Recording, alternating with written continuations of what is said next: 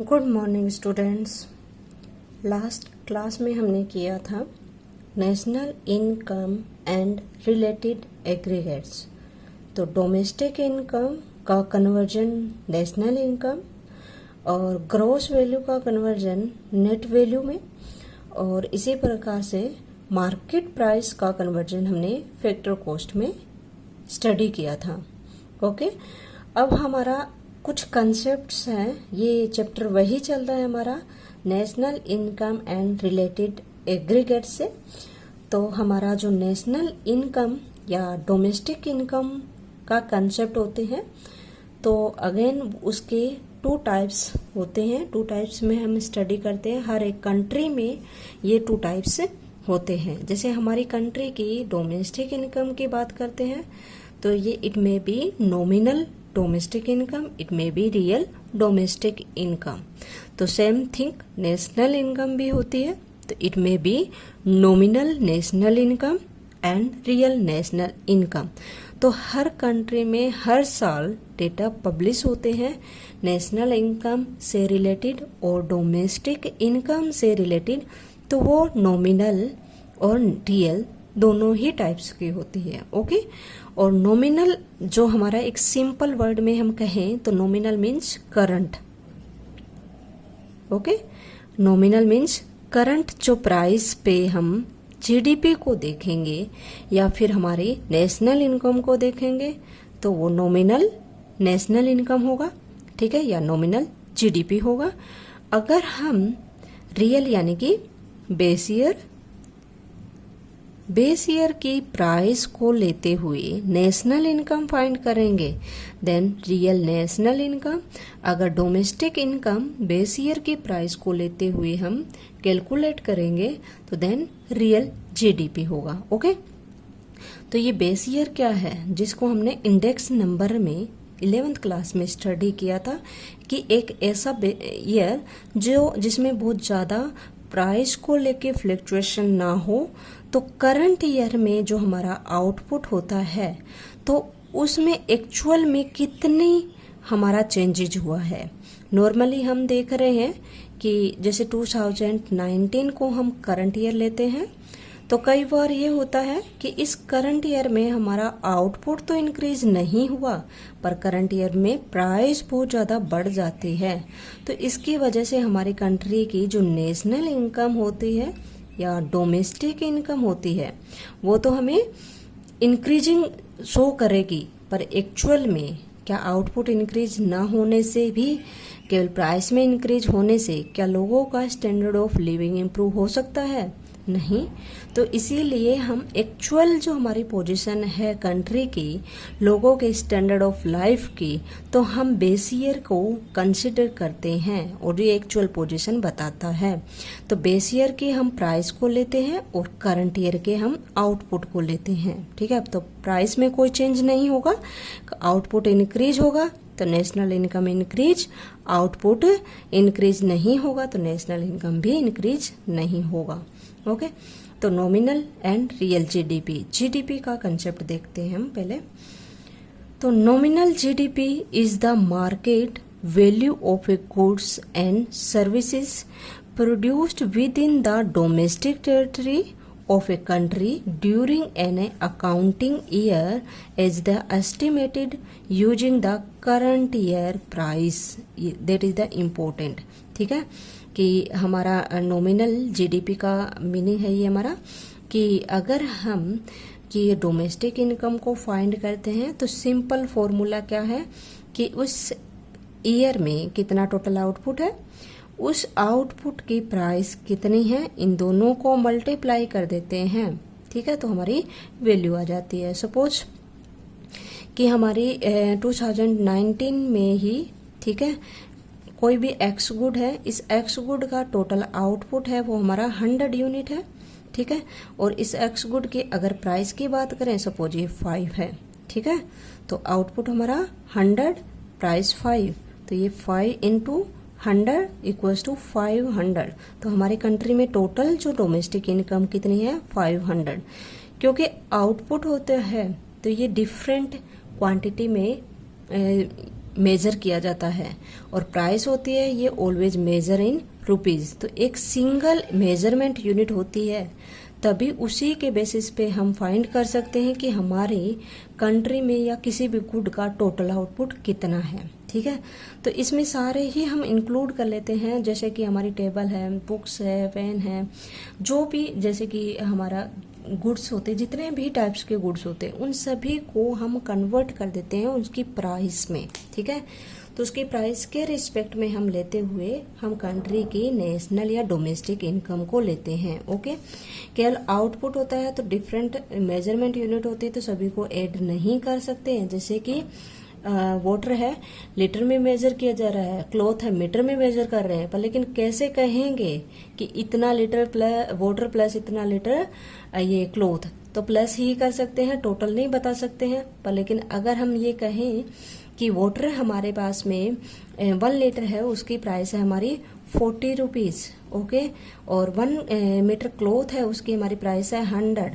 तो हम क्योंकि ये दोनों ही रुपीज में है, तो ये दोनों को हम ऐड कर सकते हैं। तो इसीलिए price is important measurement to estimation of a domestic income या नेशनल इनकम। ठीक है, तो नॉमिनल जीडीपी होगी, तो अगर हम जीडीपी में इस प्राइस की को करेंगे, कंसिडर करेंगे, कौन सी प्राइस, करंट ईयर प्राइस, और ये आउटपुट तो हमेशा ही करंट ईयर ही रहेगा कि 2019 में हम देख रहे हैं कि हमारी जीडीपी डोमेस्टिक इनकम या जीडीपी कितनी है, तो आउटपुट तो ये 2019 का ही रहेगा, और प्राइस भी हमारी 2019 की ही लेंगे करंट ईयर प्राइस, तो वो हमारी होगी nominal GDP. Okay, it is the clear. P and Q, P current year price, Q current year quantity. Okay, next concept हमारा रियल जीडीपी।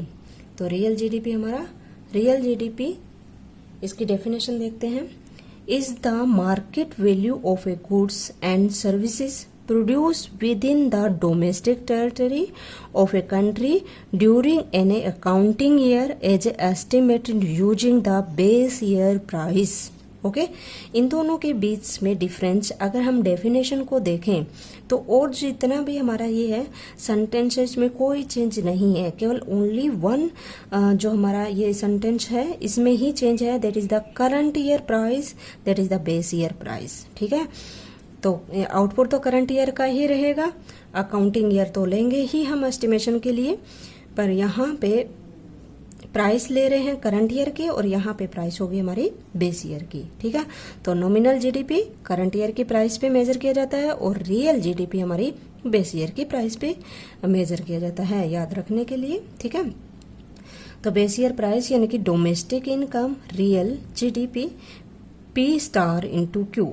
ठीक है, तो मैंने यहाँ पे क्या किया है, पी स्टार स्टार इसको शो किया है। स्टार शो करने का मतलब कि base year price, Q quantity current year, तो आउटपुट या क्वांटिटी तो करंट ईयर ही रहेगा, पर हमारी प्राइस क्या हो जाएगी, बेस ईयर की हम लेंगे। ओके, तो ये क्लियर है आई थिंक कि पी स्टार और क्यू, तो P star base year price, Q quantity current year ही लेंगे।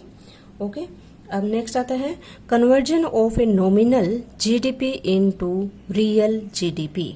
ठीक है, तो इससे रिलेटेड कंसेप्ट है और रिलेटेड न्यूमेरिकल्स भी होंगे कि अलग अलग तो हमने देख लिया कि नॉमिनल जीडीपी क्या है, करंट ईयर प्राइस को लेते हुए जीडीपी को मेजर करना, रियल जीडीपी बेस ईयर की प्राइस को लेते हुए जीडीपी मेजर करना, बेस ईयर प्राइस और ये करंट ईयर प्राइस। ओके, ठीक है, तो अब how to convert nominal GDP into real GDP. ठीक है, तो रियल जीडीपी को नॉमिनल जीडीपी की हेल्प से फाइंड कर सकते हैं और नॉमिनल जीडीपी को रियल जीडीपी की हेल्प से फाइंड कर सकते हैं।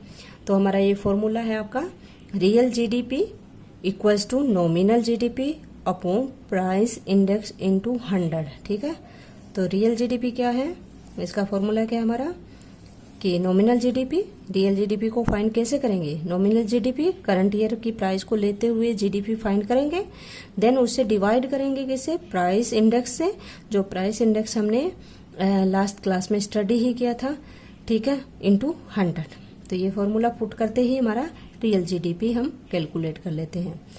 नेक्स्ट एक छोटा सा कंसेप्ट आता है। ठीक है, वो हमारा कंसेप्ट है जीडीपी डिफ्लेटर, ठीक है। जीडीपी डिफ्लेटर क्या है, पहले तो हम ये देख लेते हैं इसकी definition. GDP deflator is the ratio between the nominal GDP and real GDP, ठीक है। It shows change in GDP owing to the change in the price level. It is also called the price index, ठीक है। Okay, ये क्या है, price index. तो GDP deflator क्या है, it is the ratio between the nominal GDP and real GDP. तो GDP deflator nominal GDP and real GDP into 100। इसका अनदर नाम है, it is also called price index, ठीक है। हमारे इंडिया में हमने बहुत सारे प्राइस इंडेक्स स्टडी किए थे, ठीक है, जैसे कि WPI था हमारा, CPI था, ठीक है, इंडस्ट्रियल इंडेक्स ऑफ प्रोडक्शन था, कई था, IIP, कई सारे हमारे ये इन प्राइस इंडेक्स थे जो हमारी मेजर कर रहे थे। ये सभी किसको मेजर कर रहे थे, इन्फ्लेशन रेट को मेजर कर रहे थे, ठीक है, यानी कि महंगाई दर को मेजर कर रहे थे, ठीक है। तो प्राइस इंडेक्स हम यूज कर रहे थे।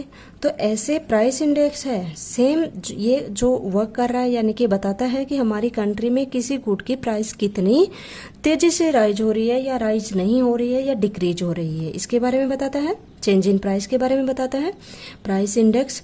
WPI CPI कई सारे इसके डिफरेंट नेम हैं। तो सेम थिंग, जैसे प्राइस इंडेक्स का काम होता है वही काम हमारा जीडीपी डिफ्लेटर भी करता है। तो जीडीपी डिफ्लेटर भी हमें यही बताता है कि किसी कंट्री में ये जीडीपी को लेता है, ठीक है, ये प्राइस को लेता है, ये जीडीपी को लेते हुए देखता है कि किसी कंट्री की ये प्राइस कितनी राइज हुई है या नहीं हुई है। तो इस जीडीपी डिफ्लेटर को हम ये भी कह सकते हैं प्राइस इंडेक्स, ठीक है। तो इसका फॉर्मूला क्या है, GDP deflator equals to nominal GDP upon real GDP into 100। तो इसके फॉर्मूले को आपको याद रखना है और इस फॉर्मूले को इन वर्ड लिख देते हैं। तो it is the definition of the GDP. Okay, तो यही क्या है, जीडीपी डिफ्लेटर क्या है, ratio between the nominal GDP and real GDP. तो यही तो हम यहाँ पे लिख रहे हैं, nominal GDP and real GDP, ठीक है। नॉमिनल जीडीपी क्या है हमने अभी डिस्कस किया था, और रियल जीडीपी नॉमिनल जीडीपी की हेल्प से फाइंड कर लेते हैं, इनटू 100 कर देते हैं, और इस फॉर्मूले को यूज करते हुए हम फाइंड करते हैं जीडीपी डिफ्लेटर, ठीक है। तो ये हमारी इन्फ्लेशन रेट को मेजर करने का मेजरमेंट है। ओके, और हमारे इंडिया में प्राइस इंडेक्स होता है इन्फ्लेशन को मेजर करने का, ठीक है। पर यूएसए में ये जो जीडीपी डिफ्लेटर हम कहाँ पे यूज करें, यूएसए में। और वैसे जीडीपी डिफ्लेटर का कंसेप्ट हमने 11th क्लास में भी डिस्कस किया था जब हम प्राइस इंडेक्स को डिस्कस कर रहे थे। Okay, I think it is clear. Thank you.